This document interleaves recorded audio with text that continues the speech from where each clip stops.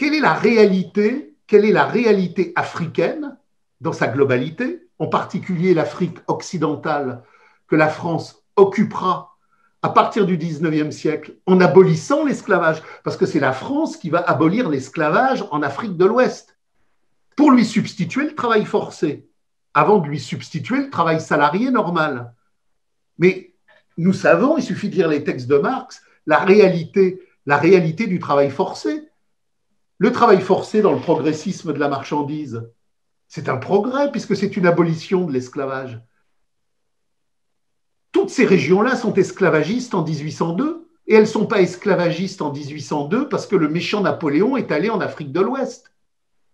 Elles sont esclavagistes depuis des siècles parce que les royautés africaines le sont, parce que le partenaire arabo-musulman est esclavagiste et que tous les territoires africains sont partagés dans toute une série de luttes sociales et de luttes ethniques entre ceux qui achètent des esclaves, ceux qui sont vendus comme esclaves et ceux qui, après, partent dans le commerce triangulaire. Donc, c'est fantastique.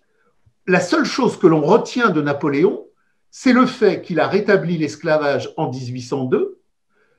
Toutes ces dames condamnent Napoléon pour cela en fonction de ce qui se passe en 1802. Mais que se passe-t-il en Afrique de l'Ouest, dans les royaumes indépendants? C'est bien pire. Donc, et c'est pareil pour le Code noir. Et c'est pareil pour le Code noir. Le Code noir, c'est comme le Code du travail, c'est la codification de l'oppression. Mais le Code noir, pour la première fois dans l'histoire de l'esclavage, reconnaît que l'esclave est un homme et pas du bétail, qu'il a le droit au mariage, qu'il a le droit à avoir des enfants, et que le maître ne peut plus faire ce qu'il veut. Donc tout ça, c'est de l'aliénation qui se restructure. Tout ça, c'est la barbarie du capital qui fonctionne. Mais je veux dire que innocenter des territoires entiers qui étaient esclavagistes avant, esclavagistes pendant, esclavagistes après, c'est un gigantesque montage qui est absolument insupportable. Et alors on en revient toujours à cette histoire de l'histoire et de l'historiographie, puisque la gauche est ce laboratoire de recherche de la marchandise, et qu'elle a pour objet et pour rôle de faire disparaître toute l'antériorité du capital pour que la marchandise réalisée prenne le pouvoir total, social, historique et historiographique. Vous prenez les études africanistes aujourd'hui en Europe ou en France. Toute la vieille école de tradition historique a disparu. Ce ne sont plus que des appareils de contrôle idéologique, de reproduction de la modernité capitaliste. Aujourd'hui, le Rwanda, les Tutsis et les Hutus, mais les Tutsis et les Hutus se sont affrontés pendant tous les siècles qui ont précédé la colonisation. L'Afrique, avant même la colonisation, et pour ne pas s'appesantir sur l'esclavage, est constamment en conflictualité militaire, sanglante et de masse.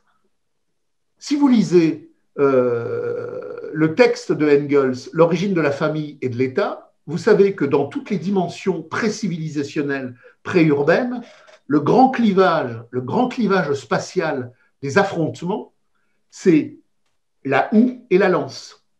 C'est le pasteur et le paysan. Aujourd'hui, toutes les luttes qui ont lieu en Afrique, dans l'école idéologique du progressisme de la marchandise, qui justifie les indépendances nationales, mais qui n'ont rien produit d'autre qu'une nomenclatura au pouvoir qui écrase sa population, on nous explique qu'au Rwanda, c'est le méchant colonisateur qui a réactivé des conflits qui n'auraient pas eu lieu s'il n'avait pas été là. Vous prenez, alors c'est très très intéressant, vous prenez les textes de Lougan. Lougan est un anti-marxiste déclaré. Il n'a probablement jamais lu Marx. Mais ce qui est très intéressant, c'est que les textes de Lougan recoupent exactement la dialectique des Formen chez Marx et les textes de Engels sur l'origine de la famille et de la propriété. Lugan fait exactement le même constat que Marx. Si on veut comprendre l'Afrique, il faut comprendre l'opposition congénitale entre les populations pastorales et les populations agrariennes. C'est tout le conflit entre la lance, le troupeau, et la houe, la culture. Et vous prenez toutes les guerres d'avant la colonisation, c'est ça.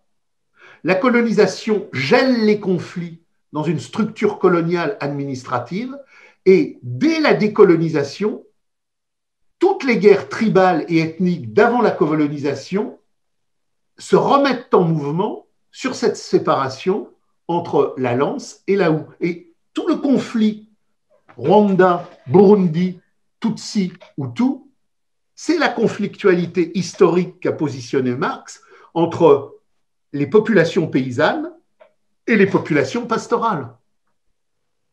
Là encore, la matérialité historique de la dialectique sociale concrète est la réponse. Mais à partir du moment où on applique le schéma macroniste, qui n'est que le schéma de la gauche du capital arrivé à sa paranoïa supérieure, nous devons déconstruire notre propre histoire. Il ne faut pas que le prolétaire européen, il ne faut pas que le prolétaire français soit fier de son histoire de lutte de classe.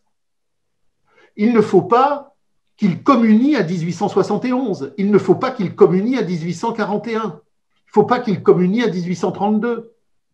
Et il faut surtout qu'il ignore cette richesse incroyable de tumulte paysan propre à l'Ancien Régime. Donc, le prolo blanc, qui était 1000 fois plus exploité que l'esclave des champs de coton, avec des enfants de 12 ans qui travaillaient 15 heures dans les mines, ça n'existe pas. Est-ce que vous avez vu sur les 6 derniers mois un téléfilm, une émission sur Arte, les enfants anglais des mines en 1832? Est-ce qu'on vous parle des enfants qui travaillaient 14 heures par jour dans les mines et qui mouraient d'épuisement? Ah, ça, c'est pas un sujet, ça. C'est pas un bon sujet. Par contre, les Hutus, les Tutsis, Napoléon, 1802, ça, c'est un sujet faramineux. Est-ce que vous avez vu un jour une émission à la télé sur les premiers esclaves blancs aux États-Unis? Les Irlandais déportés par Cromwell. Ah ben, vous ne verrez jamais une émission là-dessus. Ça n'intéresse pas le médiatisme officiel de la valeur d'échange triomphante. Est-ce que vous verrez des émissions sur l'esclavage en Afrique sur 5 siècles, sur 6 siècles, avec des royaumes esclavagistes africains qui vendent leur population aux bateaux portugais qui partent et qui les emmènent travailler la canne à sucre? Ça, vous ne verrez jamais. Est-ce que vous verrez des émissions sur la traite des Blancs? La traite des Blancs. J'avais un correspondant qui s'intéresse énormément à la Crimée. La Crimée. Alors la Crimée, on nous en parle parce que la Russie a récupéré la Crimée. La Crimée, avant d'être récupérée par les Russes tout au long des guerres du XVIe et du XVIIe siècle, c'est quoi la Crimée? C'est une plateforme esclavagiste qui est gérée par les Tatars de Crimée. Les Tatars de Crimée, population turcophone. Des millions d'esclaves ukrainiens, russes, moldaves, lituaniens, polonais, dans des camps de concentration en Crimée et qui partent vers le sultanat à Istanbul. Vous avez une émission là-dessus? Est-ce que Poutine demande des réparations à Erdogan? Combien de millions d'esclaves européens dans les geôles du sultan? Combien de populations françaises, italiennes, raptées sur les côtes méridionales dans les CAF turques d'Alger? 1820, 1830. Donc, alors, pour une large part, les maîtres d'œuvre de cette sortie de l'histoire sont ignares. La culture s'est déstructurée, elle s'est désossée. Je suis persuadé que Macron ignore que le Khanat de Crimée est un vaste marché d'esclaves pour la porte. On appelle la porte Istanbul. D'ailleurs, il ne sait même pas que la porte, c'est Istanbul. Si je lui dis la porte, il va se retourner, il va dire, mais non, elle est fermée. C'est que l'inculture est tellement généralisée que plus personne ne sait rien. Plus personne ne sait rien. C'est comme le gouvernement algérien veut les archives. Mais lesquelles archives? Il n'y a pas d'archives algériennes avant 1830. Il ne va pas demander des archives turques, il n'y en avait pas. Donc les seules archives que le gouvernement algérien peut demander, c'est celles que la France a construites en 1830. Et tout est comme ça. Donc, l'histoire nous intéresse dans sa dimension universelle, dans la richesse radicale européenne, même réactionnaire, parce que dans cette richesse réactionnaire, il y a tout le levain du renversement dialectique qui permet de comprendre la richesse révolutionnaire. Nous sommes les enfants du manifeste communiste. Et le manifeste communiste, qui est la définition du principe communiste de notre émancipation, il n'est pas né en Amérique du Sud, en Afrique, au Japon, au Groenland, il est né sur les terres d'Europe, là où cette longue histoire s'est produite dans des définitions radicales de perception, de pensée, qui sont celles du logos radical. Le logos radical, qu'est-ce que la France? Et la France, c'est très simple. C'est une terre gauloise, romanisée, hellénisée, germanisée et christianisée. Et elle a une identité figée, c'est l'invariance dialectique qui fonde sa guerre de classe radicale. La France, entre 800 et 1880, n'a pas bougé. C'est des terroirs, c'est des saveurs, et c'est une lutte de classe paysanne qui devient une lutte ouvrière. Et c'est parce qu'il y a cet enracinement radical dans l'être générique de la Gemeinwesen que surgit le manifeste communiste. Quand on veut nous faire sortir de l'histoire européenne et qu'on veut nous faire sortir de l'histoire française, au moment où le coronavirus veut nous congeler dans l'hébétude infinie, c'est pour nous congeler dans une deuxième hébétude infinie qui est celle de perdre le lien dialectique avec l'histoire radicale de la lutte de classe offensive contre l'État et le salariat. On veut substituer à la classe les tribus. Qui peut faire la révolution contre le capital? La classe. La classe prolétarienne qui s'abolit.